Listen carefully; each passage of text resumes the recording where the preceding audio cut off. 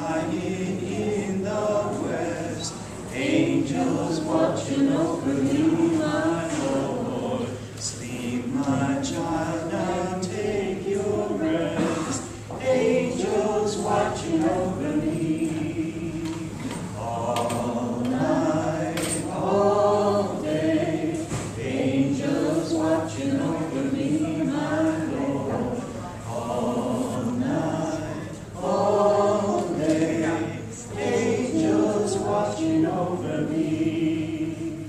Now I lay me down to sleep, angels watching over me, my Lord. Pray the Lord my soul to keep, angels watching over me. All night, all day, angels watching over me, my Lord. All night, all day, angels watching over me. Good morning and welcome back, angels. Last week I handed out the Angels in Glory handout, and I'm not sure I did a good enough job explaining that it was a day-by-day meditation, but did you all figure that out? Did some of you take it seriously and do just each one a day? Yes. Or did you read it all at once? No. Oh, that's the answer I like. That's the answer I like. In the working out of those handouts, and there's a new one on your chairs right now for this week, in the working out of these handouts, I've tried to combine a few different elements. A visual element, and I cautioned you last week that the paintings and pictures, as beautiful as they are just ideas, beautiful ideas of what angels might look like and might be depicted as. But that's not necessarily the reality of angels, that they're a deeper and higher reality than those pictures. And I included verses of hymns, and again this week there's verses of hymns that you can either read as poetry or you can sing. And that is, again, poetic expression of what angels mean and what they've been about. But again, the painter and the poet are relying on their inner spirit to imagine angels into their experience. And you have that inner spirit. You have that experience. So if you're not a painter or a poet, maybe you're a woodworker, or maybe you're a baker, somewhere you can find expression for those ideas, and somehow you can find a way to depict what that might be about. And then I include in every one of these a scripture reference or a scripture story. And this week we have actual stories to read, so I'm hoping that you will enjoy reading some of these stories this week. And then, to the children, if they'd like to try that spirit and make an angel out of some good things that we have over there. Absolutely. If they would like. Very good. Can we have a few minutes before we let the children? Sure. Okay, so we're going to let the children go in a minute, but first we're going to talk a little bit. So at the end I have the suggested meditation, and it's very brief. And I'm trying not to make it just water. I said that to the Lewises earlier. I really want it not to be just water, where it doesn't mean anything. But I want it to be like cool water when you're thirsty. Just right, no flavoring. So the meditation is really just a few seeds that can be planted in your mind that you can spend some time thinking about, and then a suggestion for a closing prayer for the day. So during the week, I wonder if anyone, including the children who are here still, if you had thoughts that came out of your meditation or your prayer or spending time with these pictures and words. Was there anything that came out of it you'd like to share? Will?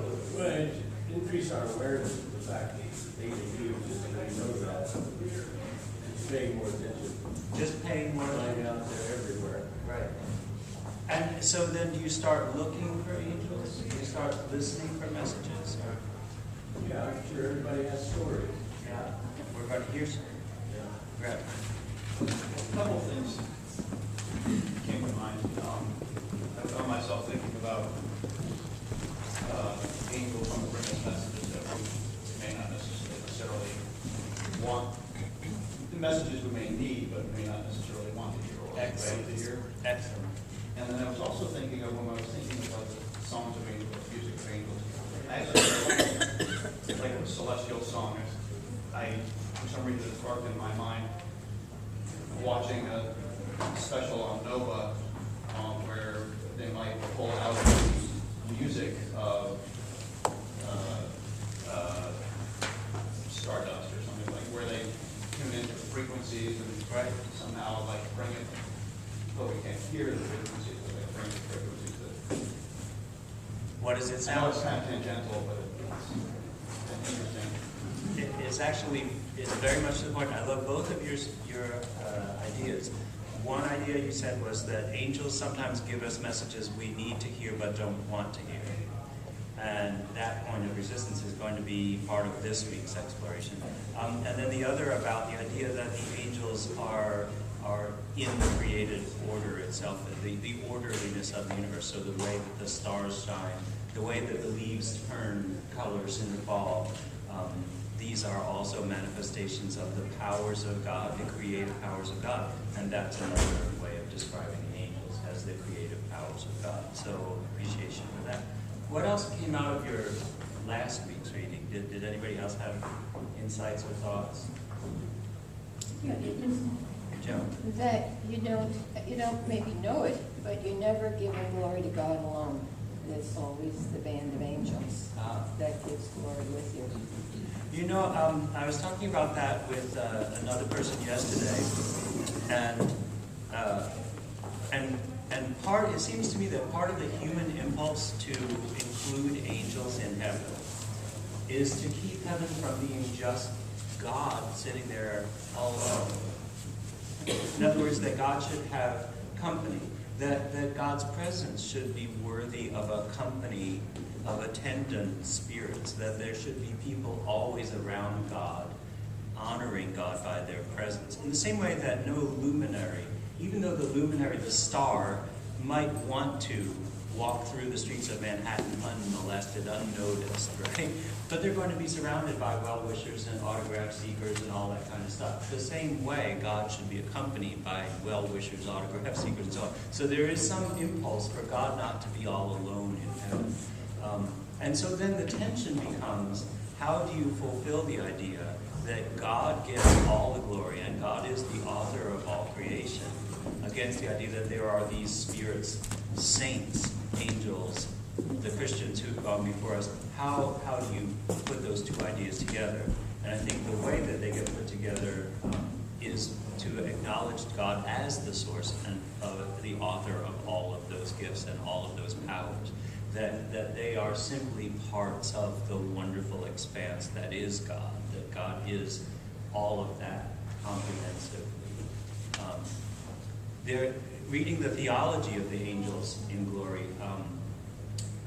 The medieval church developed the idea that the star that the Magi saw was the angel that announced the nativity to the shepherds. So the very same brightness in the sky that was the angel saying to the shepherds, "Don't be afraid, there's a baby born for you in Bethlehem," was the same power, the same spirit, the same presence that was guiding the Magi as a star. And the one saw it as a star, and the other saw it as an angel, but it was the same thing. It was a manifestation of that radiance, that glory of heaven on earth. But the idea of God alone, that's very good. I asked you to come this week with stories of angels in your life, because this week we are going to focus on messages that are received, and all of the Bible stories that are in this week's handout are about that, messages received. Rudd already opened up one of the possibilities that the message isn't always fun to get. But do you have some stories to start off telling? I know some of you have stories. Jody. The Open Door Bible class has heard this one before. It happened many years ago.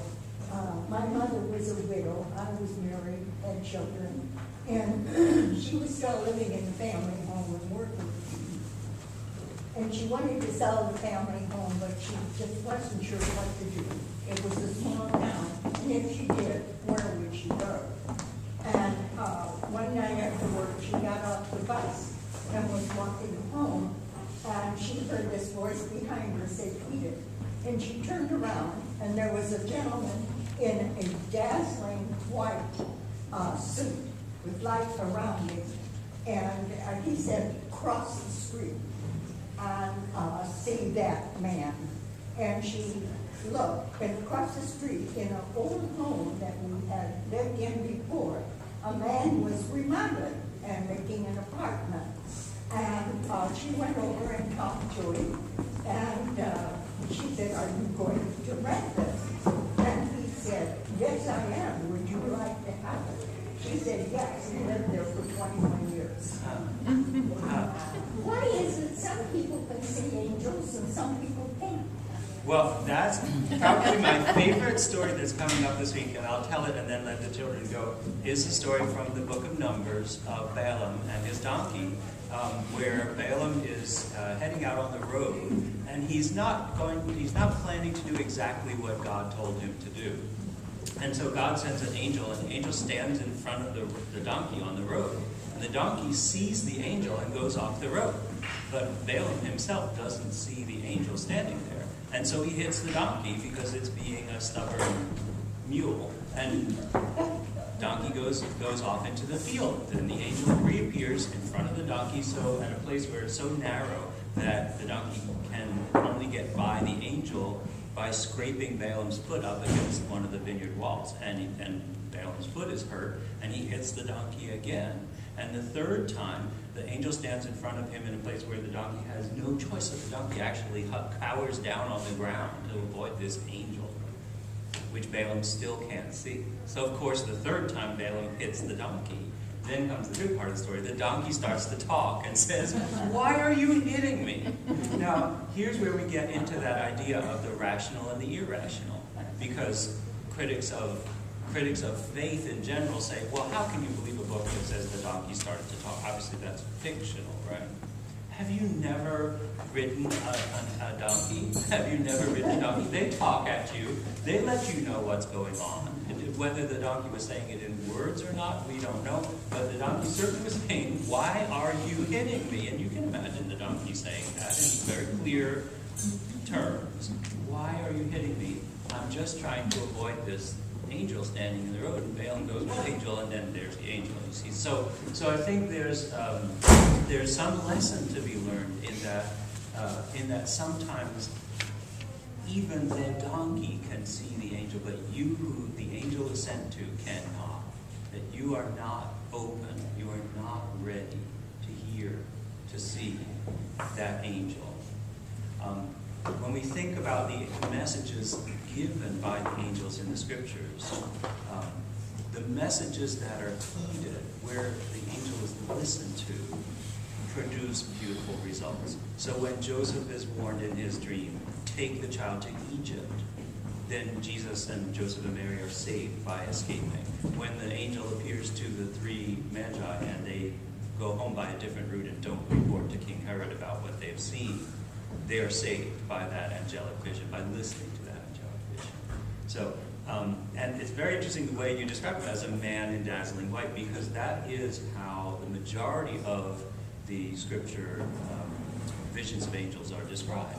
And when angels were first depicted for the first 6 or 7 centuries of the Christian era, angels in the catacomb paintings and statuary are simply human beings, and they're dressed like normal human beings. You would not know they were angels except for sometimes they're given attributes like a sword in the hand, or this posture, which means I'm telling you something. So whenever you see an angel standing like this, it means he's delivering that message from God.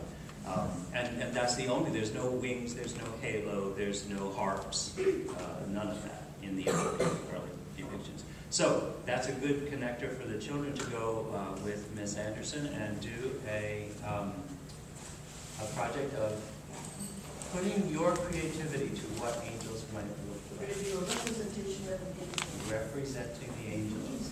All right. And if the Anybody else want to come? if the periphery would like to come forward, I think it would be better for our sharing our stories. Oh, I like your angel.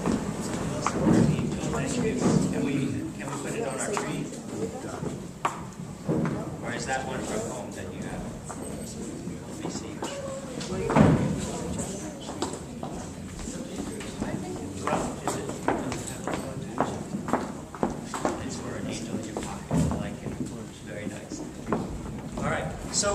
what we're doing right now is sharing those kinds of appearances, those kind of stories. There's one I heard from Helen of your experience in the car accident that you had.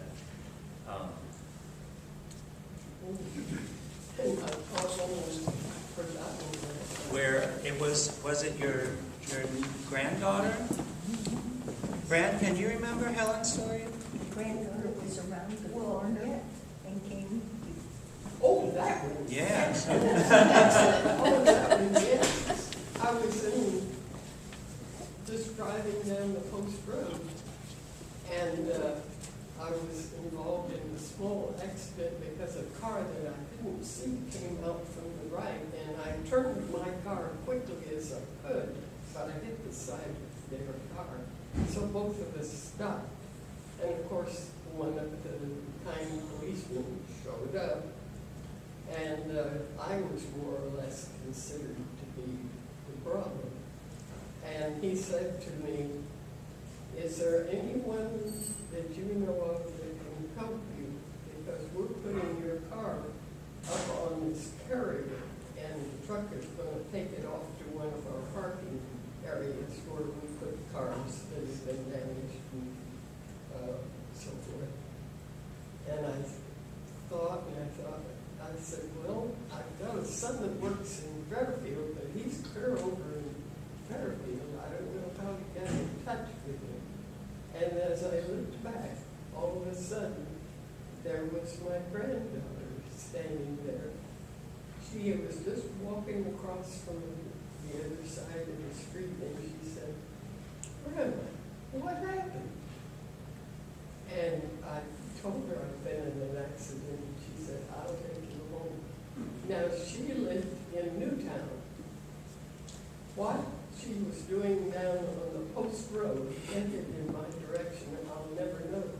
But she just appeared out of nowhere, and I couldn't have been happier to see anybody as I was with her, and have her ask me what the problem was and say, "I'll take you home." And she was my angel. I remember distinctly when that story was told was the start of some of the percolation about angels in the Open Door Bible Study group. There have been times like that when I've been looking for an angel and not seen one. And I think there was one day when I was in a car accident where I had been in the little town where I was living at the library and just rifling through the videos to see if there were any of the videos I hadn't watched already. And there weren't, and I got in my car and I drove home. It was a light rain. And as I turned down the little street that I was living on, a car came careening at me around a corner, out of control, and hit me and destroyed my car, spun me all around into the ditch. He was going so fast and so out of control that his car actually was damaged. That's just how it worked out. And as as my car is in the ditch, and as the boy who was driving the car, his little brother showed up later on when the family showed up, and his little brother said, "Whoa, that car has no wheel anymore." It had taken the wheel right off of my car, the whole wheel. And the boy came up to me, and I was fine. I mean, I was in a safe car and I was driving safely, but he came up to me and he couldn't get a word out of me. And he was starting to get very, very nervous and very upset. You know, he's just 16-year-old. He was first year with his driver's license. And what I couldn't even bring myself to say to him was, "Just don't bother me, kid. I'm having a talk with God right now." Like, why wasn't there one more movie I could have checked out and that would have put me there 15 seconds later? Why did I have to be right here on this road at this time? And I was engaged in that discussion with God for a long time. In fact, I think the emergency people came, the kid's family came, and I still was barely talking. I don't think I'd said a word. I was just sitting there. in my own internal space, just asking for God to send me a message of why did this have to happen to me? I didn't need this. I don't need this right now. How many of you have had in some way that experience of saying, why did you do this now? Why me now? Has anybody had this experience of asking of God, why couldn't I have been on the road 20 seconds earlier or 20 seconds later? Or why could the kid have, got to his soccer tryout on time and not been in such a hurry on a drizzly day on a country road that he lost control of his car and hit me? Why did this have to happen just this way? Right? And then we ask for those angels, and sometimes we don't get that answer from those angels, at least not right then. When the angelic messages are received in some of the Bible stories, sometimes it is in broad daylight, and sometimes it's at night in the form of dreams. Has anyone had a dream that's functioned that way, as where you've been given in a dream, you're definitely dreaming, you're definitely asleep, but a message that you can't interpret as having originated inside of you because it is so unexpected, so needed, so difficult, or whatever, that leads you to believe it came from outside of you? Has anybody had that experience? Taffy? Can you share? You don't have to. I lost my dad in my early 20s. I'll come closer. It's far away because I'm getting coffee hour. I lost my dad in my early 20s, and we were obviously as a family shocked and devastated. And I had what I believed was a visit in the night from him. And it was such a clear, angelic experience, I think, that when I woke, I ran into my sister's room and said, I've seen him, he's fine. He says we're all going to be fine. It was truly so powerful and tangible to me that there was no question in my mind that it had been a visit of some kind from him in the form of an angel. And we got up and went down to my mom's room, who was sleeping. This is all 3 in the morning, by the way. Yeah. And woke her. And there was never a question. No one ever said, well, that was just a dream, let's go back to bed. My mom sat up and said, what did he say? And I told her. And we all sort of agreed that this had been a really important, reassuring visit. And then I think she said, let's not tell anybody about this. Right. Right? Which was that kind of, no one will get it thing. Which I think is also pretty important, is that we acknowledged it because we were in it. Right. But that it wasn't necessarily translatable. And the other thing I wanted to ask you, and you don't have to answer it now, that was, what's your thought about angels coming to us in the form of animals? And I say this because I think the experience of Balaam and his donkey, there are 2 angel stories in the Bible that include animals. One of them is in the standard Bible that all Christians accept, which is the story of Balaam and the donkey. The other is in the apocryphal books that are accepted that are in the Roman Catholic Bible, but not the Protestant Bible. The book of Tobit is entirely connected with a boy and his dog and his angel, Raphael. And in fact, it's a marvelous little 5-chapter story that will come up in next week's stories. So I think that the inclusion of those even in the scriptures definitely makes there a connection. This coming Saturday, we're having the Blessing of the Animal service in the Memorial Garden at 11:30 on Saturday, not Sunday. But if you bring your dog on Sunday and anybody's here, we'll bless it too. That is acknowledging the fact that angels that animals have inside of them a personality, a spirit, an engagement, and that in whatever way is possible, we can communicate with them and they with us. I think, did you have an experience with an animal in that way?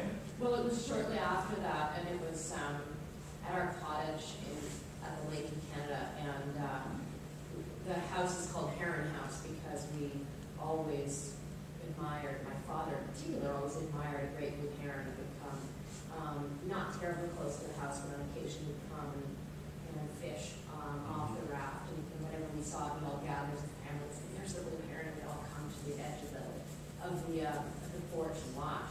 And shortly after he died, the following summer, I found myself sitting on the end of the dock very late at night, again, 1 or 2 in the morning with friends and weeping. It's one of those sort of come together and grieve moments. And in that moment, in the middle of the night, which is very rare, 5 great blue herons in formation flew right over our dock. And there are 5 members of my family when my father was here, and now there's only 4.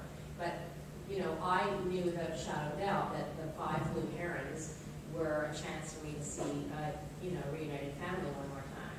Or, we conjure up whatever, we make meaning of. Right, we make the meaning. And I think that's another part of the bridge between the rational and the irrational, is to remember that it's in our perception of these things as angelic that they become angelic, and that we give them that meaning. So I think that otherwise someone across the lake would say, oh, how impressive those 5 herons, but wouldn't get that specific message out of it.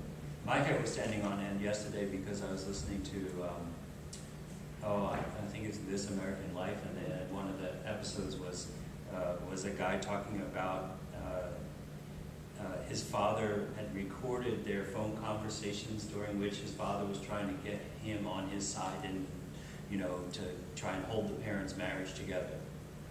And my hair was standing on end because the story kept going on, and it was my father recorded the most horrible things and then played them back at the most horrible times. And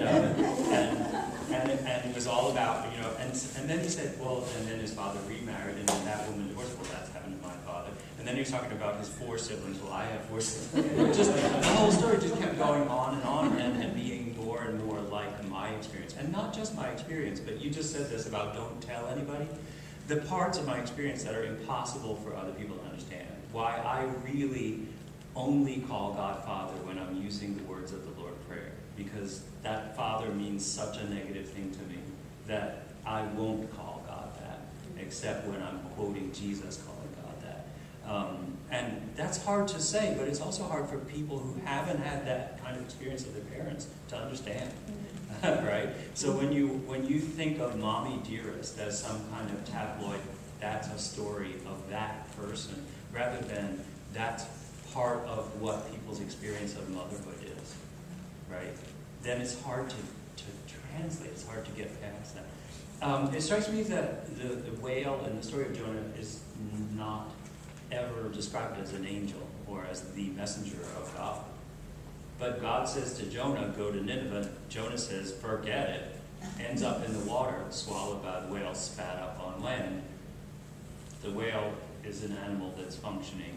No, the great fish is an animal that's functioning. Now, these stories, they're legend status, they're myth status, they're story fabulous status. That's something to wrestle with when we're talking about the meaning of the Bible and its words. But we have those stories in our own lives, in our own experience, where it's part mythological. It becomes mythological. Out of that experience came this person spoke to me, and the man. Can you imagine how easily the man in the shining white suit turns into a legend, a myth, not something she actually experienced?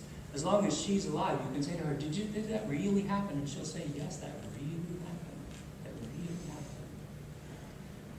happened. Phyllis, when we were doing I think it was doing the Job series, shared a story that was very difficult with us of her first, wasn't it your first experience with cancer? It was. I was very young. I was only 35 years old. And I had gone out for a jog, because I used to run up and down the road to keep healthy. And I came back and I had this excruciating headache. And light was, I couldn't stand the sight of light. So I went in the bedroom and I pulled all the shades down. And I was sitting there and I just could not understand what was wrong with me. And I prayed to God, and all of a sudden, I'm going to cry. This bright, shining figure was in the bedroom, and he said, don't worry, I'll always be with you. And that was it. I was so grateful the first time you told that story, and I'm glad that you could tell again in this context, a different context. For a few reasons, not the least of which, as I hinted earlier, sometimes it takes a long time for the angel's message, the angel's promise to be proven. And you must have a deeper appreciation for those words now after your recent bout. I've had 3 bouts of cancer, all with chemotherapy, and I've always carried that vision with me. And I had no idea at the time that I was going to be diagnosed with breast cancer, but I found a lump on my birthday, and I went in to have it looked at, and the doctor said to me, "Oh, you're so young, I don't think there's anything wrong, we'll just sort of watch it." Well, I watched it very carefully, and it grew exponentially, and so I went in to have it removed, and it had metastasized and done all kinds of horrible things. But, I still always felt that bright, brilliant, angelic God or angel or whatever it was telling me that just be strong and have faith and you'll be okay. Fear not.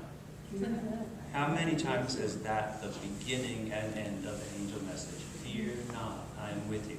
I know when we told it wasn't during Job, it was during 2nd Isaiah, because 2nd Isaiah, that's his message also.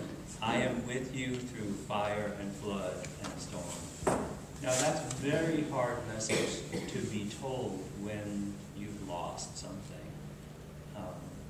The idea that in loss, God is with you. That in your suffering, God is with you. A dear friend of mine lost her husband a few weeks ago, but she lost him years ago. And she lived during all those years with a man who was no longer able to remember who she was, who the family was, who he was. One of the ironies was that this man, as a pastor, someone that I had worked with in ministry, was devoted to one particular charitable cause, and that was a mental health cause. And so even the memorials to this man are things that he wouldn't have any longer been able to appreciate. And the whole idea of I'm with you when you're dealing with a present person who isn't present for years, and then you lose him, the grief and the release, the combination of those things. It's a difficult thing to unpack. When there's a struggle in your life, whether it's a physical, such as Phyllis has been describing, or mental, as I just described, or a relational one, and I think that's the hardest one of all. The relational struggle between parents and children, where the parent wants good for the child is unable to receive that. The child can only see the parent wants to control, the parent wants to manipulate, instead of the parent wants to protect, the parent wants to guide. And you get into that struggle. Has anybody had that kind of experience? Does anybody want to share about any light or angelic message or need of an angelic message in that relational way? Yes. Can I tell a different type of A different, miracle? yes. When my husband was very sick, Jeanette Barnes was my shepherd and still is. And she was unbelievable what she did to help us through it. And one day we're in the kitchen, and my son-in-law, and I opened a card, which was frequently often the cards of encouragement. And I said, "Oh, it's from Jean Ann." And he said, "Jean Ann, oh, she's your angel, isn't she?" True life. That the idea of encouraging, is one of the easiest ways for us to imitate the angels, The idea of saying to someone, fear not, I am with you. Even if all we mean is I, me the human being, me the simple person, I am with you. But then if we include in that I, a bigger I am is with you, God is with you. Fear not. That we can communicate that. And the question was, can we communicate that? Can animals help communicate that? Apple pies can communicate that, right? An unexpected sprig of cilantro left in a plastic bag on your door handle can do that. I mean, anything can do that, communicating, as long as it's a relational communicating that says, I am thinking of you, you are in another heart. Because in every way, that's a reaching out and communication. And the bottom line of an angel messenger is this: there's a message. So if you think of who's a messenger in today's society, what does that person look like? We don't think of a person with wings on. We might think of a person wearing a brown suit and having a clipboard and saying, sign here. And we sign there. What are we signing for? To say, I received this thing. Right? Then we open it. And what's our question? Who's it from? What is it? Who's it from? What is this communication? When we get a real letter written on real paper in the real mail, we open it up. Who's it from? What's in it? What communication is so special that it had to be done this way and not with misspelled words on a little screen? What communications are worth that kind of touch? What messages can we give? What messages can we receive and be open to that can be angelic? So I have to wrap up. In Psalm 8, at the very beginning, it says, when I consider the heavens, so now we're back at listening to the stars saying, when I consider the heavens, the work of your hands, I think, what am I that you should think of me? What is humanity that you should think of us? But then Psalm 8 continues, but you have set us only a little lower than the angels. So, what are the angelic properties of humans? When do humans best approximate being angelic? Caring about others. Caring about others. Joe? Yeah. When we first moved here, Lola was ill and in the hospital. We knew no one. I probably knew more women than he knew men. He was in the hospital, and I looked up, and Jim Schaefer was standing in the doorway in the hospital. I don't think he ever knew Lowell, but what a testimony that was of caring and love, and it meant a lot to us. Mm-hmm. And you've never forgotten. Never forgotten. Never forgotten. Carrie? I have to tell you a funny angel story. Good. When I was on EMS, I was called to respond to a man who had fallen off a roof and was unconscious, and I was the first person there. I was the first responder. So I was leaning over him, checking his responses to see if he was alive, first of all, and the sun was behind me, and at that time I had long white hair. And he came to, and he looked up, and the sun was coming through my hair. He said, am I in heaven? No, it's Iowa. So every time I met him in the center, he said, there's my angel. Oh,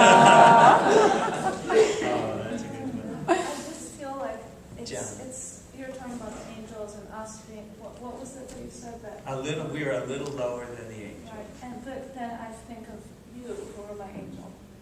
You know, Oh. and you know, Ellie, and whoever was knitting those prayer The shawls, prayer who are shawls. angels, and you who hugged me, or you know, everybody is somehow connected to each other, and we're able to receive those angels now. And you know, I'm hoping I'm an angel for somebody. Absolutely. Absolutely. Every morning when we pray for others, the angels, I believe, intercede for us. I mean, we can't raise our hand, Lord, I need a moment of your time. They somehow, I have an awareness that they know I'm in my prayer chair, I am praying, for these dear souls in need. And somehow that gets through to the higher ups. Yeah, like amplifiers. That's classical theology. That's not New Age at all. That's part of classical Christian theology, that the angels function as the carriers. They really are wearing the brown suit with the clipboard and saying, I got a message for you, God, from Nancy down there. And I got a message back, Nancy. And so the angels really, if we wanted to depict angels, one way we could is to put that brown uniform on them. And they're the ones, when you're asleep, who put another friend in need in your head to call them in the morning. And always there's a need. Unexpected. But you have to, I keep a pencil paper by my bed, and 2:30 is night school time. 2:30, 3 o'clock. We keep hearing about these wee hours of the morning. They are special hours, whether you've been kept up that late or you've been suddenly awakened in the middle of the night. Nursing a child. Nursing a child. Children are their own special angels then. Right. But that's all the time I have. Will ask for a minute, and I'll give him a minute, and then I'm going to make an announcement for next time. David knows nothing about what I'm going to do. I got to tell you this. Uh-oh. David doesn't need any help. You know, this guy, he plays a harp. Does that mean he's an angel? I don't know. But anyway, if you're looking for contemporary angels, you could probably use telescopes or microscopes. But I have a very low-tech way, and I'm absolutely sure that you will see an angel.